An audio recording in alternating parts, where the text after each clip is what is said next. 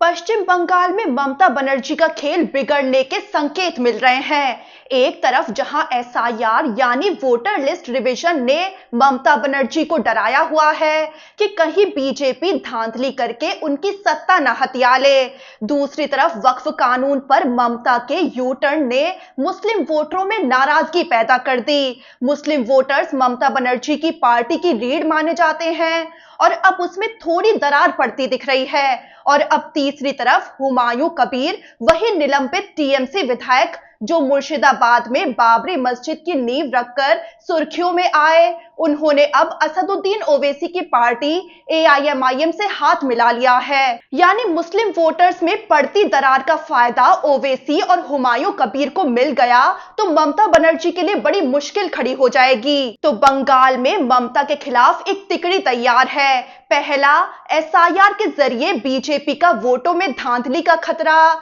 दूसरा, ममता के वक्फ पर यू टर्न से मुस्लिम में नाराजगी। और तीसरा, बागी हुमायूं का ओवैसी के साथ आना। ये तिकड़ी 2026 के विधानसभा चुनाव में ममता बनर्जी का खेल बुरी तरह बिगाड़ सकती है। और इसी दौरान एआईएमआईएम प्रमुख असदुद्दीन ओवैसी ने 6 दिसंबर को बाबरी विध्वंस की बरसी पर मोदी सरकार, सुप्रीम कोर्ट के फैसले और आरएसएस पर तीखे सवाल उठाए, जिससे राजनीतिक माहौल गर्मा गया।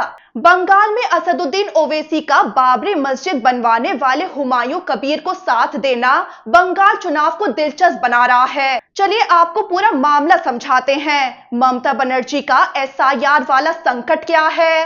वक्फ कानून पर उनका स्टैंड क्यों भारी पड़ गया? हुमायूं कबीर कौन है और कैसे ममता के लिए काल बन गए हैं? बंगाल में होने वाले चुनाव में ओवैसी की एंट्री क्यों ममता के लिए खतरा बन गई है? और ओवैसी का बाबरी मस्जिद को लेकर पीएम मोदी पर हमला क्या मायने रखता है? अब पहले आपको समझाते हैं कि एसआईआर से ममता को क्या डर सता रहा है। तो बंगाल में ममता बनर्जी इस वक्त अपने करियर की सबसे कठिन चुनौतियों का सामना कर रही हैं। जैसे ही एसआईआर यानी वोटर लिस्ट रिवीजन का ऐलान हुआ था, ममता बनर्जी ही थी जिन्होंने सबसे पहले इसका विरोध शुरू किया। और जब एसआईआर के बाद बिहार चुनाव में विपक्ष की बुरी हार हुई तो ममता और एक्टिव हो गई। ममता बनर्जी लाख कोशिशों के बाद भी एसआईआर तो नहीं रुकवा पाई, लेकिन एसआईआर प्रक्रिया पर कड़ी नजर बनाए हुए हैं। यहां तक कि सुप्रीम कोर्ट में एसआईआर को चुनौती भी दी हुई है। बीजेपी और चुनाव आयोग पर चुनाव में धांधली के आरोप लगाकर ममता पूरा मोर्चा संभाले हुई हैं। यानी कि एसआईआर मामला पहले ही ममता बनर्जी की नींद उड़ाए हुए है। उधर वक्फ कानून पर ममता के यू टर्न ने मुस्लिम समाज में थोड़ी नाराजगी बनाई हुई है। दरअसल ममता बनर्जी ने पहले साफ कहा था कि बंगाल में वक्फ कानून लागू नहीं होने देंगी। टीएमसी ने इस मुद्दे पर सड़क से संसद तक बवाल भी मचाया। मुस्लिम समुदाय खुश था कि ममता उनके सबसे बड़े मुद्दे पर उनका साथ दे रही हैं। लेकिन अचानक ममता बनर्जी ने यू टर्न ले लिया। उन्होंने वक्फ संपत्तियों का पूरा डेटा भारत सरकार के पोर्टल पर अपलोड करने की मंजूरी दे दी। अब इसके पीछे ममता बनर्जी की एक मजबूरी हिंदू वोट बैंक का छिटक जाना भी है। तेजस्वी यादव की बिहार में हुई हार भी शायद ममता बनर्जी के स्टैंड बदलने का कारण मानी जा रही है। तेजस्वी यादव ने भी वक्फ पर कड़ा रुख अपनाया था, जिसकी वजह से माना गया कि हिंदू वोट बैंक उनसे छिटक गया था। और अब ममता बनर्जी के सामने तीसरी चुनौती आ खड़ी है। बागी हुमायूं को ओवैसी का साथ मिल गया है। हुमायूं कबीर हैं कौन? तो हुमायूं कबीर ने मुर्शिदाबाद के बेलडांगा में बाबरी मस्जिद की नींव रखकर हंगामा मचा दिया।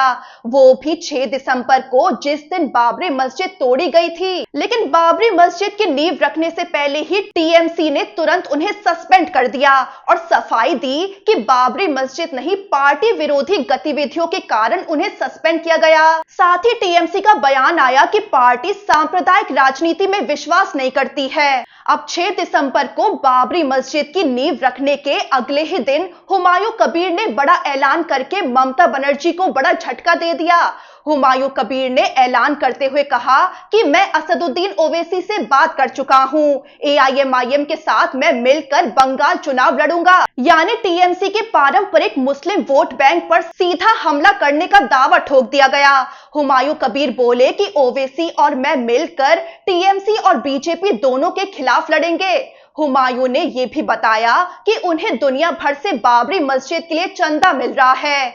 साथ ही हुमायूं कबीर ने अपनी नई पार्टी बनाने की भी घोषणा की है। यानी अब बंगाल में मुस्लिम राजनीति की एक नई धुरी तैयार हो रही है। वहीं इसी बीच 6 दिसंबर की बरसी पर एआईएमआईएम प्रमुख असदुद्दीन ओवैसी का बयान पश्चिम बंगाल की राजनीति को और संवेदनशील बना देता है। ओवैसी बोले कि 6 दिसंबर भारत के इतिहास का काला दिन है। ओवैसी भड़के कि 1992 में 6 दिसंबर को बाबरी मस्जिद पुलिस की मौजूदगी में गिराई गई। ये कानून के शासन का खुला उल्लंघन था।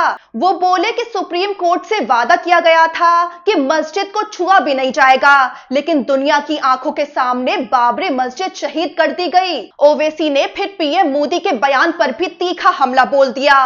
पीएम मोदी का बयान कि 500 साल का जख्म भरा जा रहा है। ओवैसी भड़के कि प्रधानमंत्री किस जख्म की बात कर रहे हैं। ओवैसी बोले कि हमारी मस्जिद जो 550 साल से वहां पर थी, तुमने मस्जिद को शहीद कर दिया।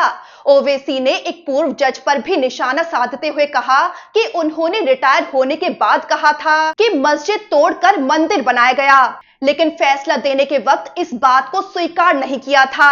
यानी फैसला आस्था की बुनियाद पर दिया गया था। साथ ही ओवैसी ने बड़ा बयान दिया कि जब तक दुनिया रहेगी बाबरी मस्जिद की शहादत याद की जाएगी। अब एसआईआर पर ममता बनर्जी का डर, वक्फ विवाद पर मुस्लिम वोटर्स में पड़ी दरार, बाबरी मस्जिद बनवाने पर हुमायूं कबीर की बगावत और फिर ओवैसी से उनका गठजोड़, ये सब बता रहा है कि ममता बनर्जी के मुस्लिम वोट बैंक पर खतरे के बादल मंडरा रहे हैं। तो 2026 में होने वाला बंगाल चुनाव सिर्फ चुनाव नहीं, एक युद्ध होगा।